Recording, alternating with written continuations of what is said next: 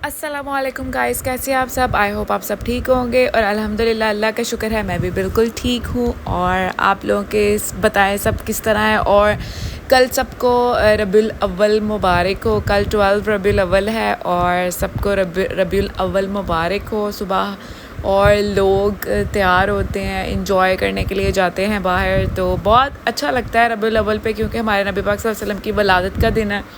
तो इंशाल्लाह कल हम लोग न्याज़ भी बांटेंगे। और मैंने सोचा कि आज ना मैं आप लोग को अपने ड्रेस दिखाती हूँ कि मैं सुबह रबीउल अव्वल भी सबसे पहली ईद हमारी यही होती है, लाइक जैसे बड़ी ईद होती है, छोटी ईद होती है, रबीउल अव्वल भी ईद है, ईद मिलादुन नबी।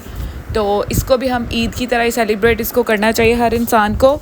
तो इंशाल्लाह मैं आप लोग को अपने 2 ड्रेसेस दिखाऊंगी जो मैंने पहने नहीं है। तो मैंने सोचा था कि नया ड्रेस पहनना चाहिए, तो इसलिए मैं अपने ना नए ड्रेसेस पहनूंगी 2 में से। तो वो मैं आप लोगों को ज़रूर दिखाऊंगी, वो मैंने अभी तक पहने ही नहीं है। तो सबसे पहले मैंने नाश्ता किया। नाश्ता करने के बाद फिर मैंने अपने बेटे को नाश्ता करवाया। अपने बेटे को नाश्ता करने के बाद फिर मैं ख़ुद नाश्ता करती हूँ। लाइक सबसे पहले मैं अपने बेटे को नाश्ता करवाती हूँ, दैन मैं ख़ुद करती हूँ, ताकि वो ना खेलता रहे, इंजॉय करे और फिर तंग नहीं करता अगर उसका पेट भरा रहे ना बच्चे का। तो इसलिए बच्चों का पहले ख्याल करना चाहिए और बाद में ख़ुद खाए ना, तो फिर माँ भी मतलब सुकून में रहते कि चलो बच्चे ने खा लिया खाना।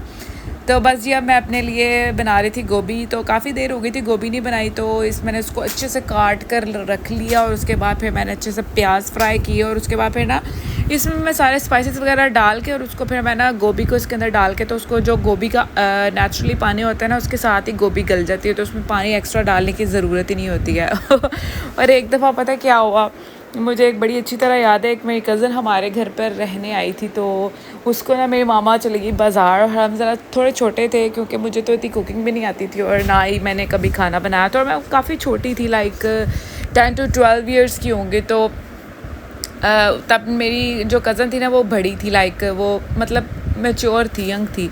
तो उसको मेरी मामा कह गई है, तो उसको भी शायद उसने कभी खाना नहीं बनाया था। उसको मेरी मामा कह गई है कि खाना बना लेना।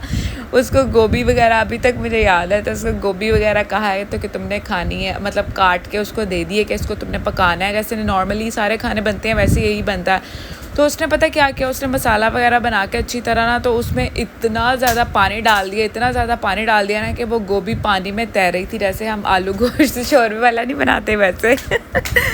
तो वो अभी तक मुझे याद है, लाइक वो अभी तक ना वो खाना सही बना ही नहीं है।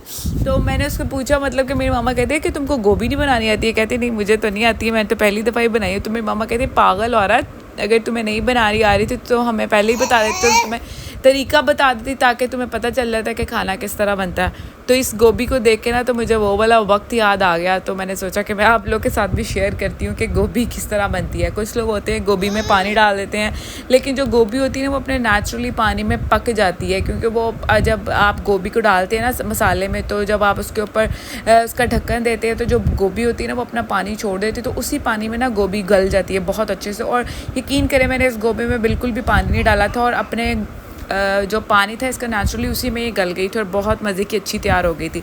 उसके बाद जी, मैंने जुम्मा था आज फ्राइडे, तो मैंने अपने बेटे को शलवार कमीज़ पहनाई और साथ इसकी वेस्ट कोट भी थी बड़ी प्यारी सी, तो इसको मैंने पहना दी और माशाल्लाह से बहुत क्यूट लग रहा था। और आप मुझे कमेंट करके ज़रूर बताया कि मेरा बेटा किस तरह का लग रहा था। और कहता है बस मैं ना उछलता कूदता रहूँ, बाहर की तरफ भागता है। और बाद में फिर मैंने इसकी वेस्ट कोट वगैरह उतार दी। मैंने कहा कि इसको वो चुभ रही थी, उसके ऊपर सितारे थे ना, सितारे वगैरह लगे हुए थे, तो जब जैसे ही गर्दन नीचे करता है तो ना उसको चुभती है। तो फिर मैंने उतार दिया। मैंने कहा ऊपर से गर्मी भी है, लेकिन माशाल्लाह मेरा बेटा बहुत क्यूट लग रहा था। और उसके बाद मैंने सोचा, खाना वगैरह बनाने के बाद, शाम की चाय पीने के बाद, तो मैंने सोचा कि मैं आप लोगों के साथ अब आज अपने ड्रेसेस वगैरह दिखाती हूँ 2 जो मैंने सोचा है कि मैं कल पहनूँगी। और सबसे पहले आज मुझे ना टाइम ही नहीं मिला, तो मैंने आज का जो फर्नीचर मेरा साफ़ की रूटीन थी ना वो मेरा स्किप हो गया। लेकिन वैसे मैंने झाड़ दिया था, लेकिन उसको मैंने जैसे गीला कपड़ा करके मैंने रोज़ का एक एम बनाया हुआ कि इसको ना मैंने साफ़ करना ही करना है। तो इंशाल्लाह ये पहली वाली पोजीशन पे अगर ना भी आया तो बहुत ज़्यादा क्लीन हो जाएगा। तो आज तो मैं नहीं कर सकी, लेकिन इंशाल्लाह कल ज़रूर करूँगी और वो भी मैं आप लोगों को ब्लॉग में दिखाऊंगी कि मैं कर रही हूँ साफ़। और उसके बाद फिर मैंने मैंने क्या ड्रेसेस वगैरह दिखाती हूँ। और मैंने 2 ड्रेसेस निकालूंगी क्योंकि वो मैंने अभी तक पहने नहीं है, बाकी तो मैंने ऑलमोस्ट एक बार पहन ली हैं। तो ज़्यादातर ना मैंने अपनी शादी पर जो कपड़े हैं ना ज़्यादा काम वाले नहीं बनवाए थे और जो चमकीले भड़कीले कपड़े मुझे नहीं पसंद है। मुझे ना सॉफ्ट नॉर्मल से कपड़े पसंद है जो आम रूटीन में भी इंसान पहन सके और वैसे भी पहन सके। और जो ज़्यादा चमकीले कपड़े होते हैं ना जहर लगते हैं मुझे, मतलब पड़े पड़े वैसे ही वो बेकार हो जाते हैं और मुझे चमकीले कपड़े वैसे ही अच्छे नहीं लगते हैं, बेकार से लगते हैं मुझे। तो मुझे बस कंफर्टेबल कपड़े अच्छे लगते हैं। तो ये देखिए कि मेरा खूबसूरत सा ड्रेस है और इसके ऊपर जो है ये बनारसी का वर्क है पूरे आगे ना शर्ट के आगे, और इसके जो ट्राउज़र है वो बिल्कुल सिंपल है और इसका दुपट्टा है। और उसके मैं आपको दुपट्टा निकाल कर दिखाती हूँ क्योंकि मैंने सोचा है कि मैं आप लोगों को ये एक तो ये ड्रेस है मेरा, एक मैंने दो ड्रेस निकालूंगी। एक ये मेरा ड्रेस है, ये पीछे से बिल्कुल प्लेन है और आगे से इसका जो है वो सारा बनारसी का काम हुआ हुआ है और उसका जो दुपट्टा है सारा प्रिंटेड है और उसमें दूसरे कलर्स वगैरह भी हैं। और जो इसका दुपट्टा है इसके चारों तरफ वो जो है इसका बनारसी का पैच लगा हुआ है चारों तरफ, दुपट्टे के चारों तरफ बनारसी का पैच लगा हुआ है और बहुत खूबसूरत ड्रेस है ये। और इसके अंदर ज़्यादा कलरफुल से कलर है इस दुपट्टे में, तो बहुत प्यारा लगता है। जब इसको मैं इंशाल्लाह पहनूंगी और आप लोगों के साथ ज़रूर शेयर करूँगी। लेकिन आप लोग मुझे कॉमेंट करके ज़रूर बताइएगा कि ये वाला ड्रेस पहनो और दूसरा भी मैं आपको दिखाती हूँ जो मैंने अभी तक नहीं पहना है। तो मैं सोच रही हूँ कि इन दोनों में से ना सुबह ईद मिलादुन्नबी है तो इंशाल्लाह इन दोनों में से एक ड्रेस ज़रूर पहनूँगी। और आप लोग मुझे कॉमेंट करके बताइएगा कि मैं ये रेड वाला ड्रेस पहनूँ या ये जो मैं आपको ये वाला दिखाने लगी हूँ पर्पल वाला, या ये वाला ड्रेस पहनूँ। ये भी बहुत प्यारा है और ये जो है ये जाली पर बना हुआ है, ये सारा तिल्ले का काम है इसके बाजुओं पे और इसके जो पैच वगैरह लगे हुए हैं ये भी सारा तिल्ले का है। और ये जो इसकी शर्ट है ये एयरलाइन की तरह बनी हुई है, एयरलाइन फ्रॉक की तरह।